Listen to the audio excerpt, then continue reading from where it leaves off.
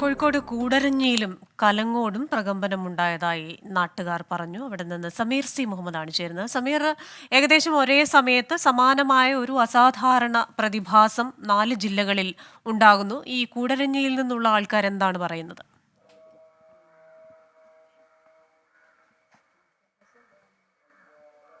കൃഷ്ണ, കോഴിക്കോട് ജില്ലയുടെ കിഴക്കൻ മലയോര മേഖലയിലാണ് പ്രധാനമായും ഈ ഒരു അപൂർവ പ്രതിഭാസം ഉണ്ടായത്. വലിയൊരു ഇടിമുഴക്കം കേട്ടു. അതിന് തൊട്ടു പിറകെ ആയിക്കൊണ്ടാണ് വീട്ടിലുണ്ടായിരുന്ന വസ്തുക്കളൊക്കെ തന്നെ ചലിക്കുന്നതായിക്കൊണ്ട്, ചെറിയ രീതിയിലുള്ള ഒരു ചലനം ഉണ്ടാകുന്നതായിക്കൊണ്ട് ഓരോരുത്തർക്കും അനുഭവപ്പെട്ടത്. ഞാനിപ്പോൾ നിൽക്കുന്നത് കൂടത്തായിലെ വല്ലാത്തായിപ്പാറ എന്ന് പറയുന്ന സ്ഥലത്താണ്. ഈ വല്ലാത്തായിപ്പാറയിലെ വിവിധ കുടുംബങ്ങൾക്ക്, വിവിധ ആളുകൾക്ക് ഇത്തരം അനുഭവങ്ങൾ ഉണ്ടായിട്ടുണ്ട്.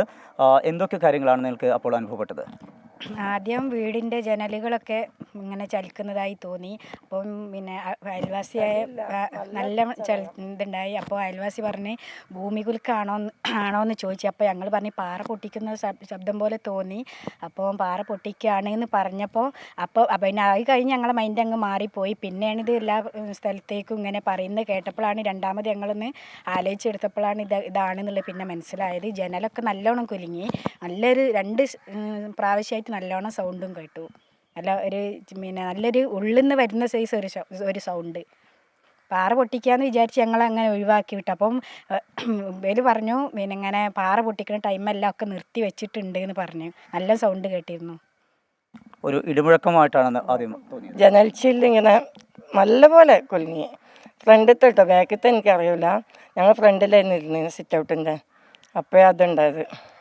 പിന്നെ ഞങ്ങൾ ഓളറിന് ശബ്ദം കേട്ട് വലിയ ഞാൻ കേട്ടില്ല. ഞാൻ പൈസ കൂട്ടിക്കൊണ്ട് കയറി ആ സമയത്ത്. ജനാലകൾ, വാതിലുകളൊക്കെ തന്നെ ഇളകുന്നതായിട്ട് ശ്രദ്ധപ്പെട്ടുള്ളത്. ഞാൻ പുറത്തിരിക്കുകയായിരുന്നു. അപ്പം ഈ സൗണ്ട് ഞാൻ കേട്ട് എന്നൊരു മുഴക്കം പോലെ. അപ്പം ഞാൻ വിചാരിച്ചത് കുറയുന്നത് പൊട്ടിക്കായിരിക്കുമെന്ന്. അപ്പം നല്ല വെയിലൊക്കെ ആണല്ലോ, അപ്പം അങ്ങനെ പൊട്ടിക്കാമെന്ന് വിചാരിച്ചു.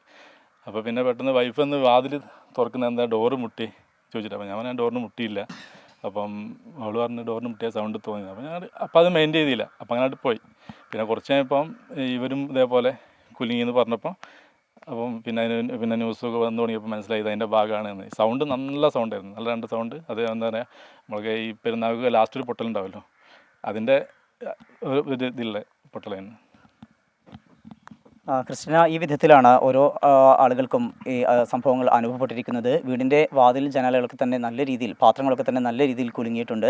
അത്തരത്തിലുള്ള സംഭവങ്ങളാണ് ഉണ്ടായിട്ടുള്ളത്. ഈ സംഭവങ്ങളുടെ പശ്ചാത്തലത്തിൽ ഇപ്പോൾ താമരശ്ശേരി തഹസിൽദാർ ഉൾപ്പെടെയുള്ളവർ ഈ പ്രദേശത്ത് എത്തുകയും വിശദമായിട്ടുള്ള പരിശോധന നടത്തുകയും ചെയ്തു. ജിയോളജിസ്റ്റ് ഉൾപ്പെടെ ഇവിടെ എത്തിയിട്ട് പരിശോധന നടത്തിയിട്ടുണ്ട്. ഈ കുടുംബങ്ങളുടെയൊക്കെ അവരിൽ നിന്നൊക്കെ അതുമായി ബന്ധപ്പെട്ടുള്ള വിശദാംശങ്ങൾ തേടിയിട്ടുണ്ട്. നിലവിൽ ഇതുമായി ബന്ധപ്പെട്ട് ഈ പ്രദേശത്ത് ഭൂമിയിലോ മറ്റൊന്നും തന്നെ വലിയ രീതിയിലുള്ള വിള്ളലോ ഒന്നും തന്നെ കണ്ടെത്താൻ കഴിഞ്ഞിട്ടില്ല.